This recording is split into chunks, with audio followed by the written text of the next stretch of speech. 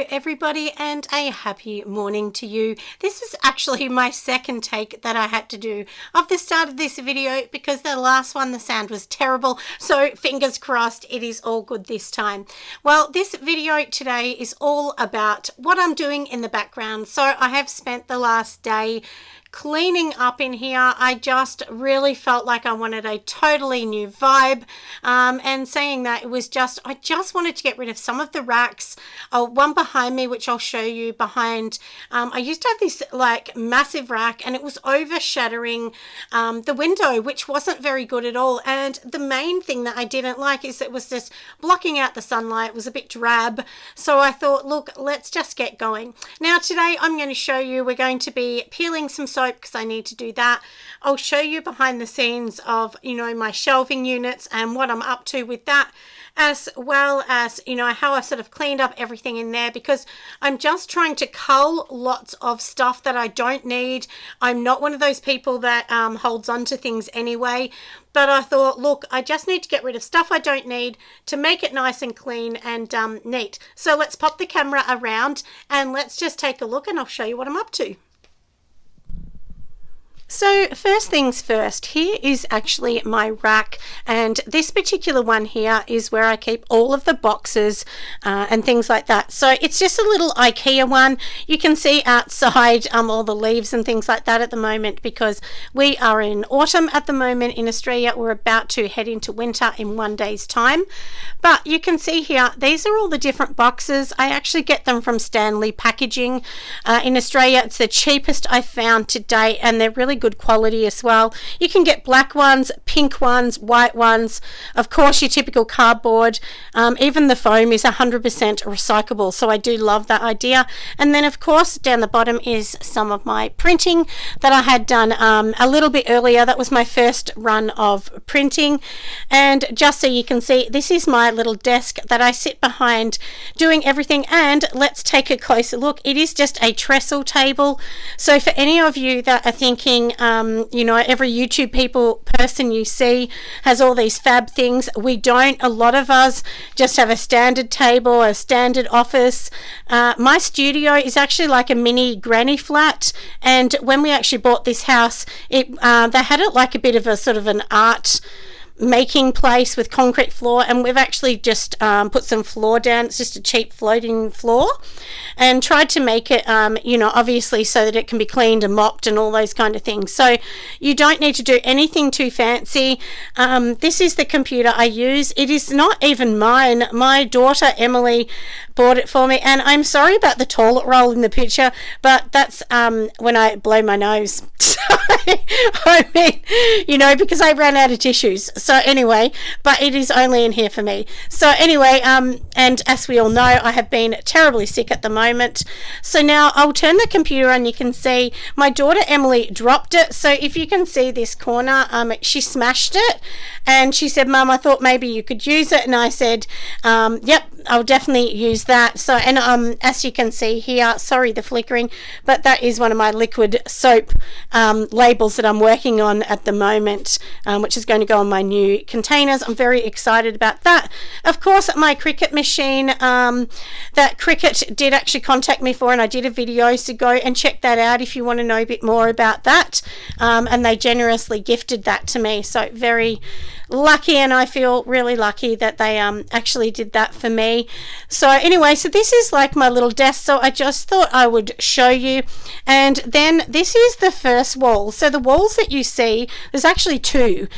So this mini one here, which is about maybe, I'm going to say probably 3 meters across.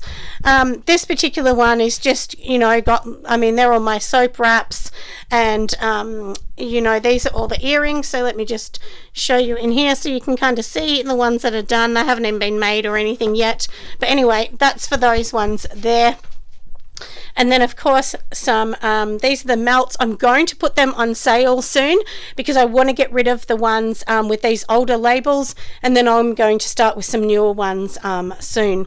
So, and then these earrings that I have not put together yet, but they're about to be put together.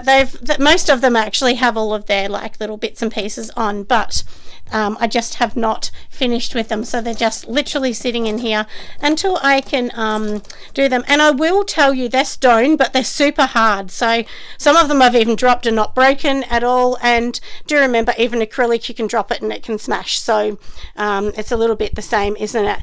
And then of course we go to the back, which most of you see this wall here. This is the one that I take most of my images in, and we will get on to cutting some soap very soon, because that's what I'm doing at the moment, is like just, you know, fixing all my soap up and things like that. So anyway, let's go and have a look at this video. We will show you everything that I'm up to in here, and I hope you love it. Don't forget to give me a thumbs up. So I have pretty much cleaned up, although I do need to do a few things. So I thought I would just give you a little look of my shelf. Some of the spaces are a little empty, which is okay. We will fill those up in time, but let's just go and have a sneaky look. And you can see my new liquid soaps, but they are not going to have their label on yet. In a little bit of time, I'll pop them on. So probably the end of this week, I will finalize all of those ones up, and then I just need another station, you know, just to put some more of those bits and pieces. And you know, the shelf behind is looking a little bit crazy and messy, so I'm definitely going to have to fix those. My new packaging are down below in those little containers, so that's good. And I've moved the microwave over here because I am too small. So, and then these are just little bits and pieces. I thought, look, I need to clean those up, don't I? But that will be next, and hopefully in time, where these shelves are here, I will be able to get some white shelving. That's my hope anyway, in time. So now let's get over to the soap side. I'll show you what I'm doing over there, and that will be the next thing for the day. So these are all the soaps that I took off the other drying rack, the one that I moved around. So I do need to just file some of the edges. Definitely the watermelon, I haven't finished those edges, so I definitely need to do those ones. And look, I'm going to show you something now. I think I've had this one for about a year, and people always ask me, are they okay for a year? Look, soap will last you years and years, decades, some soap. The only thing that affects it is if you start getting those dreaded orange spots on them, and you know, and there's nothing wrong, you can still use the soap, but obviously it's a bit hard to sell it looking not so beautiful. So, but soap will last a long time, so you never need to worry about that. But I always try and make sure they're in really good condition, they're looking beautiful. And I didn't even release these ones yet, but I will release these. These soaps are being made with a beautiful coconut cream, so it just adds a little bit more of a gorgeous feel to it as well. And then over here in my pot, you'll be able to see in there, that is another liquid soap. This one is going to be the strawberry one, and it's going to smell like strawberries and champagne with a tiny little fruity extra twist in there as well. So that's what I'm up to right now. So let's pop the camera down. Let me get up to everything I've got to do. I will let you watch what I'm up to, and then we will file down some soap as well.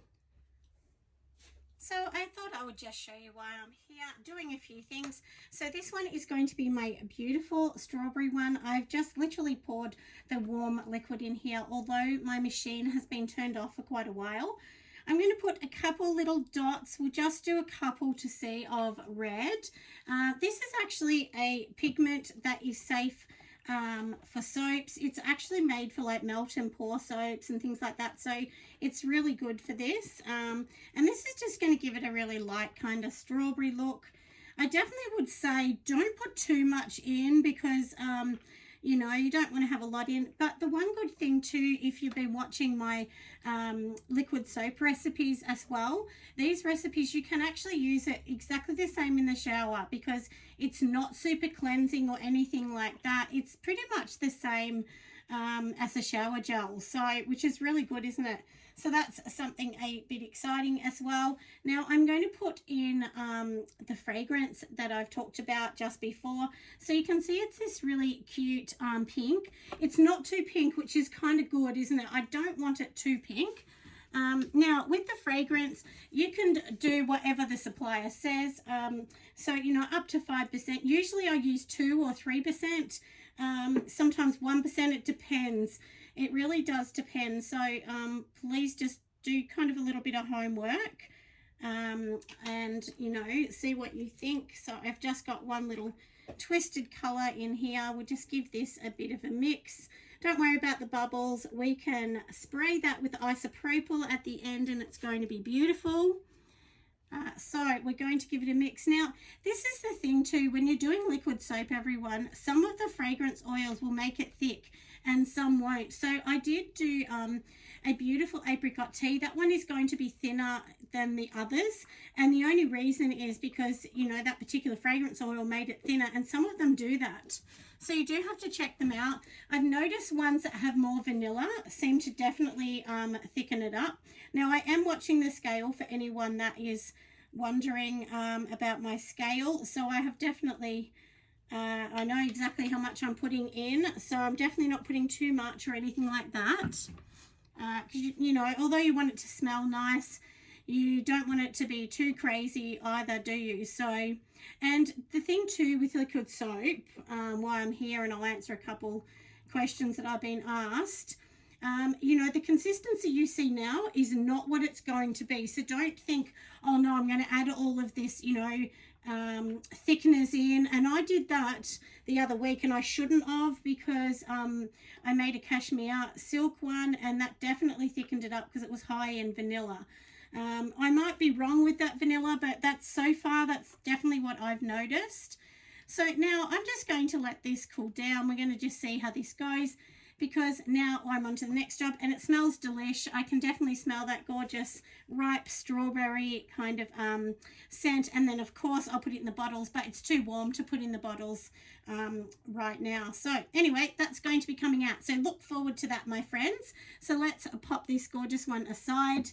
I'll pop all of this away, and then we're going to get to, you know, like I said, I need to do this soap. I desperately need it. That's why I put it on the bench, to force myself to actually do all of this. So let's get going with the soap now. So now let's get going with this beautiful soap. So here you can see in this bucket here, I have lots and lots and lots of soap, which I just spilt it everywhere. Gotta laugh, I'm hopeless like that. But basically what I do with this, I save it and then I make a massive big batch, and I actually donate this to the nurses in Victoria. So you can find lots of things. There's like homeless shelters. There's probably some women's refuges that would really love these beautiful bars of soap. So that's basically what I do. You know, I just, that's sort of something close to my heart. My family, there's a lot of nurses. My daughter's a nurse, and my youngest daughter is about to go into uni in the new year to be a doctor. So the medical profession is definitely something in our family. So that, anyway, that's close to my heart.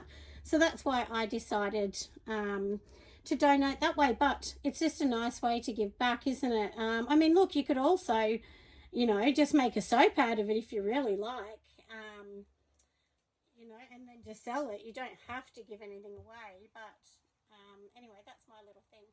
So yeah, so basically I am just really going around the edges. Now, one thing I will tell all of you is when you're actually, you know, you're weighing up all of this, you've cut your bars of soap, do remember I'm slicing something off. So if I'm going to sell these at 100 grams and they are 100 grams already, well, I'm actually now cutting something off. So that's why it's important to make sure that your bars actually weigh more than they should, even just a couple grams, because remember, soap is going to keep losing a little bit of weight. So it's really important to factor all of that in. And, you know, if you think that you're close to being under, honestly, that it's not going to hurt the bars to not shave the edge. I mean, you could just leave it straight. There's plenty of companies that do not cut the edge. They leave the edge the way it is. And also, and I've talked about this before, everybody, when I make soap, now, you know, I'm making this with my own hand. Now you can see this one is not as perfect as the others. It's a little bit more wonky. I still sell that, you know, there's no discount because it's not a perfectly straight cut. I mean, it doesn't matter. I mean, go into companies like Lush and you will see that they've actually made a living out of making organic, rough looking products that aren't perfect. So that's one thing I always say. If you look at companies like that, they're smart because they know that, you know, not every bar is going to be perfect, or you know, not everything's going to be perfect. So you just need to educate your customers just to let them know that, you know, that's what you've been doing. So I hope that you guys are going to enjoy just, you know, like I said, just coming along with me, seeing what I'm up to. I'm always a busy bee because I'm not one of those people that sits down and does nothing. I couldn't stand it. I would be so bored. Honestly, I'd be really, really bored. So I'm always liking to do something. But as we all know, the economy is really not very good at the moment. So that's why you will have seen I'm not making a lot of soap and things like that, because you know, I'm not having the sales that I was having. I was actually listening to Sunshine Soap and Candle, and they were saying the same thing, you know, that basically their candles have been much slower. And I just think that's across the board. It doesn't matter if you're a retail shop or online. Things are a lot slower at the moment, so you'll notice a lot of people not making as much. So if you're happy and you like it, maybe I will do some more behind the scenes, you know, maybe we'll just do some chats. Of course, I'm going to be doing making things. And if you want recipes and documents and things like that, just go over to my Patreon. That's where I give extra recipes. I am going to start giving more recipes on YouTube again. But I will also give like some extra formulation tips and things like that just on my Patreon. I mean, it's up to everybody whether you like to do that or whether you prefer just to watch my YouTube. But Patreon members do get you know, an early release. So if I do a video, they will actually get to see it before anybody else, and as well as some tips and tricks and stuff like that. And they can chat to me anytime and ask questions.